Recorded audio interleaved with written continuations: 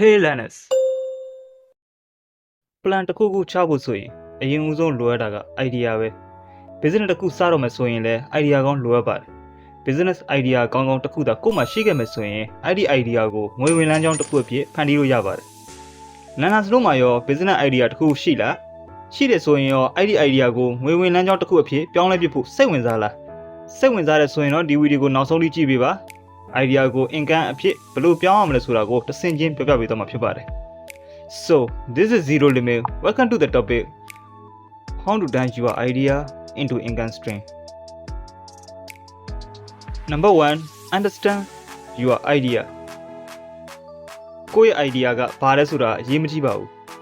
ဘယ်လိုပြဿနာမျိုးကိုဖြေရှင်းမလဲဆိုတာပဲစဉ်းစားရပါမယ်အဲ့ဒီပြဿနာကို product နဲ့ဖြေရှင်းမလား service နဲ့ဖြေရှင်းမလားဒါမှမဟုတ် digital tool နဲ့လားနားလည်ထားရမယ်ကိုယ့်ရဲ့ business ကဘယ်သူအတွက်လဲဆိုတာကိုသိထားရမယ်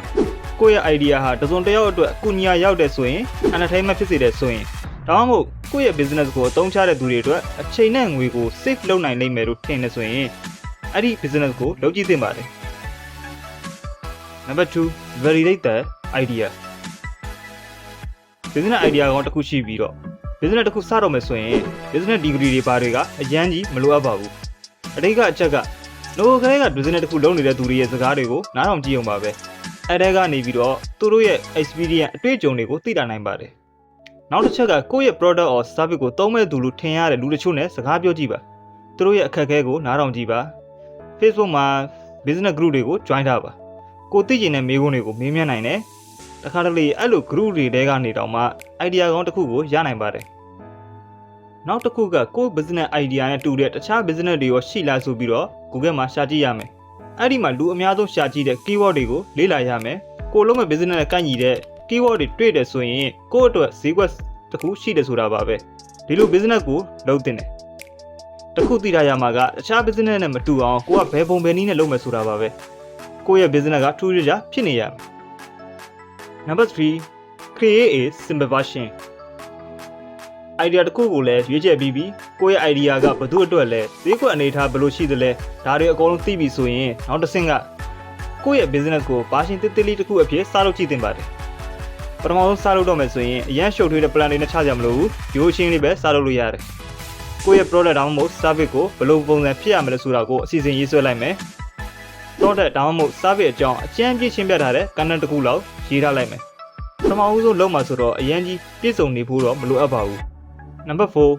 make visibility and sell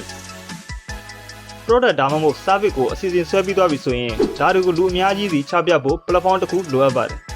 လူအများကြီးစီအမြန်ရောက်နိုင်အောင်ကူညီပေးနိုင်မယ့် platform ကတော့ social media platform ပါပဲအဲ့ဒီထဲမှာတော့ Facebook ကနာမည်ကြီးလူသုံးများပါတယ်ဒီတော့ Facebook မှာ page တစ်ခုထောင်လိုက်မယ် Facebook ကတငယ်ချင်းတွေကိုကိုယ့်ရဲ့ Facebook page ကို like လုပ်ဖို့ဖိတ်ခေါ်လိုက်မယ် business အကြောင်းရေးထားတဲ့ content ကို Facebook page မှာ post တစ်ခုအနေနဲ့တင်လိုက်မယ်ပြီးရင်ကိုလုပ်တဲ့ business နဲ့ကိုက်ညီတဲ့ Facebook group တွေကို join ထားရမယ် group ထဲမှာ post ကို share ထားနိုင်တယ်ဒီလိုလုပ်ရင်းကနေတဖြည်းဖြည်းနဲ့လူသိများလာနိုင်ပါတယ်ကိုယ့်ရဲ့ product တောင်းဖို့ service ကိုလူသိများလာပြီးတယောက်ယောက်ကလာဝယ်ခဲ့ရင်တော့မှကိုယ့်အတွက် confidence ရှိစေပါတယ်ဟုတ်တယ်မလား Number 5 build the system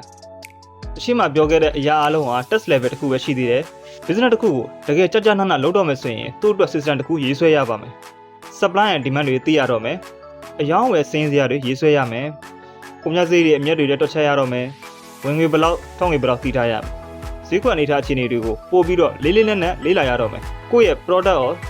service ကိုဈေးနှုန်းသတ်မှတ်ချက်တွေလုပ်ရတော့မယ်။ဒါတွေအကုန်လုံးကိုတရက်ထဲနဲ့တော့ပြီးအောင်လုပ်နေစရာမလိုပါဘူး။နည်းနည်းချင်းစီတိစောက်သွားရပါမယ်။ Linus တို့မှာ idea တစ်ခုခုရှိတယ်။အဲ့ဒီ idea ကို business တစ်ခုအဖြစ်ပြောင်းချင်ရင်ဒီလိုအဆင့်လေးတွေသုံးပြီးတော့လုပ်ကြည့်လို့ရပါတယ်။ business တစ်ခုလုပ်ဖို့အရာအလုံးသိနေစရာတော့မလိုပါဘူးလုပ်ကြည့်ရင်လည်းပဲလိုအပ်တာတွေကိုတစ်ခုပြီးတစ်ခုလေ့လာပြီးတော့ပေါင်းထည့်သွားရုံပါပဲ Let's do it ဗီဒီယိုကိုကြိုက်တယ်ဆိုရင် like အသုံးဝင်တဲ့ထင်ရင်ကိုယ်တငယ်ချင်းတွေစီကို share အကြံပေးချင်တာမေးချင်တာရှိရင် comment မှာ man ခဲ့နောက်ဆုံးအနေနဲ့ channel ကို subscribe လုပ်ခဲ့ပါ And the last one word this is Zero Limit no limit to learn ထားတာ bye bye